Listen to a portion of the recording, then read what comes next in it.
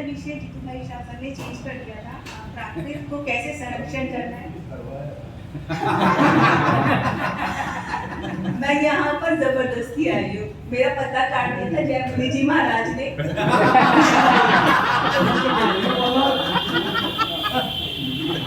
आपको बहुत प्रेम से बुलाया है, ये चर्चा अपेक्षित नहीं है।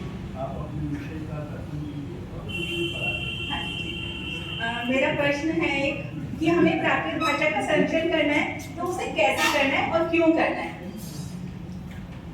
जो भी जानते हैं वो बताएं। प्राकृतिक भाषा का जो हमें संरक्षण करना है उसको क्यों करना है, कोई बताएंगे? सबसे पूछ रहे हैं। हाँ जी, हाँ जी। ताकि आगमों की वाणी को प्रीति ने बोला क्योंकि आगमों की वाणी जो हमारे पास है उसे हम समझ सके। अब मेरा दूसरा प्रश्न है कि आगमों की वाणी को क्यों समझना है हमें, क्यों नहीं बाकी धर्म दर्शन को समझ के और हमारा काम चल जाए। हमारे भगवान की वाणी। हाँ जी, हाँ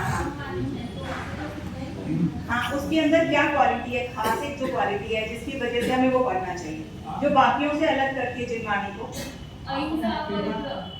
वो इसलिए है, सही है आपकी बात, हाँ अहिंसा, कि उसके अंदर खास यह है कि वो प्रत्यक्ष ज्ञान पर आधारित है, केवल ज्ञान पर आधारित है। तो हमें किस चीज की सुरक्षा करनी है एक्चुअली, केवल ज्ञान की और उसके जो प्रत्यक्ष ज्ञान है उसकी।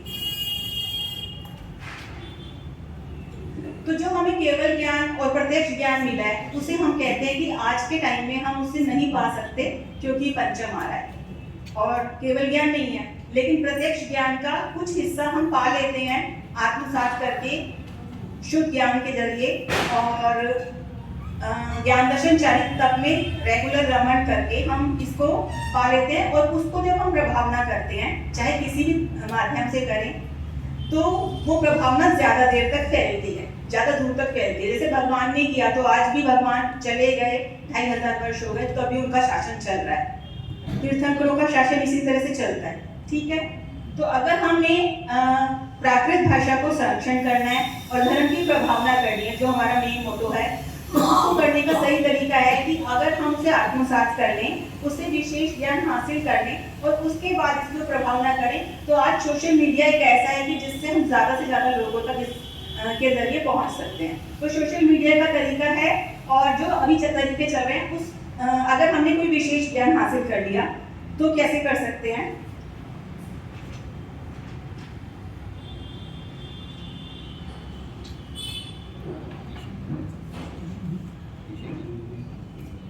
डिजिटल प्लेटफॉर्म के जरिए जो हमारे पास ज्ञान विशेष है, चाहे अनुभव का है चाहे अभ्यास करने से जो हमें मिला है, उसको कर सकते हैं। यूट्यूब रेगुलर हमें यूट्यूब वगैरह से हम सोचते हैं कि आज हमने एक पोस्ट डाल दिया तो वो 1 साल तक चलता रहेगा और प्रभावना हो जाएगी, नहीं। तो इसके लिए हमें रेगुलर करना पड़ता है। जैसे रेगुलर प्रवचन होता है फिजिकली, वैसे ही रेगुलर हमें प्रभावना करनी होती है। सोशल मीडिया तब हमारी हेल्प करता है।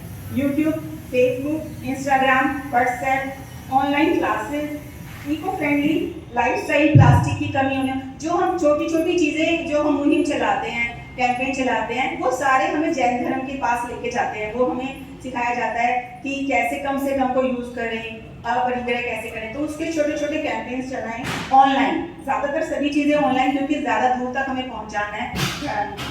रील्स बनाना, पॉडकास्ट करना, जो लोग इसमें वीडियोस पे आ सकते हैं तो उनके साथ इंटरव्यू करना, पॉडकास्ट करना व्हाट्सएप और यूट्यूब वगैरह पे।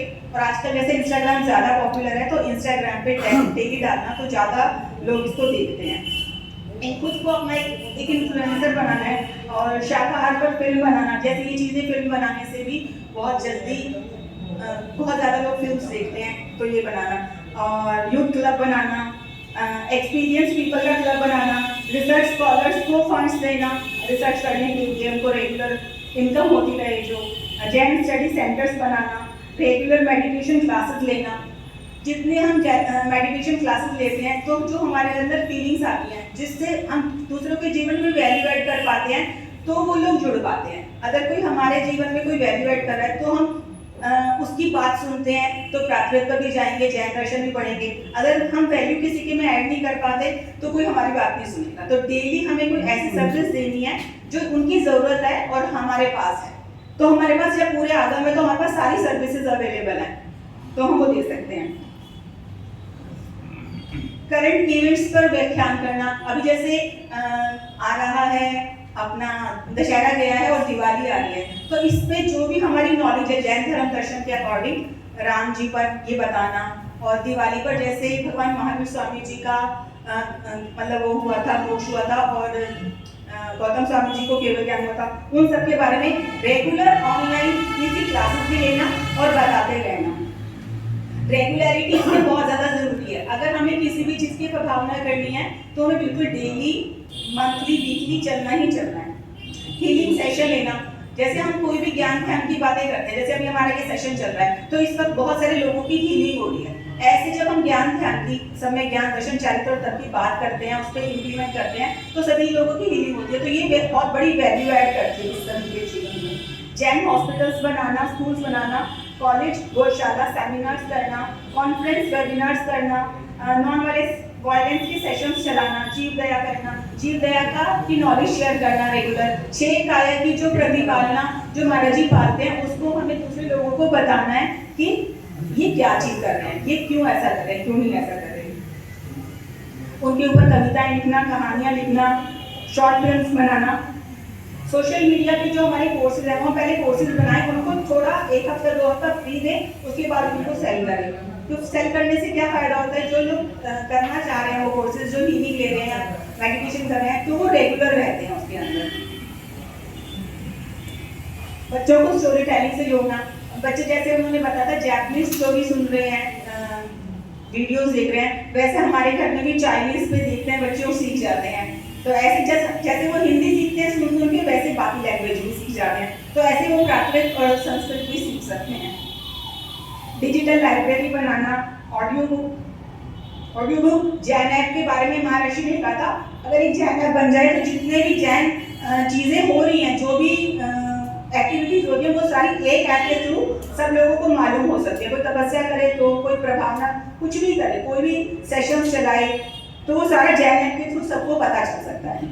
जैन ऐप बहुत अच्छा है कि डिमांड और सप्लाई को मिलाता है, सबसे ज़्यादा जरूरी। कॉम्पिटिशंस अरेंज करना, इवेंट्स करना, ऐसे राइटिंग, डिबेट्स, पर्वों पर एग्जीबिशंस लगाना, डिजिटल कैंपेन्स चलाना, विगन टाइप के सेशंस लेना, माइंडफुल मेडिटेशन कराना, जॉब मिले ऐसा कुछ करना कि जिससे जॉब मिले। अगर हम कोई भी एक सुपर ऐप बना लें तो जॉब भी मिलेगी और डिमांड और सप्लाई को मिला भी पाएंगे।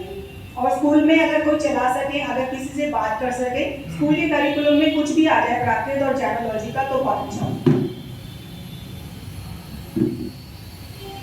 और अगर हम सब मिल जाएं तो आज सेशंस कंप्लीट होने के बाद कुछ लोग जो भी अपना जो ब्रांड एम्बेसडर बने हैं, वो जो चाहते हैं कि करें, तो मिलके शाम फिर में एक मीटिंग कर सकते हैं लंच के बाद।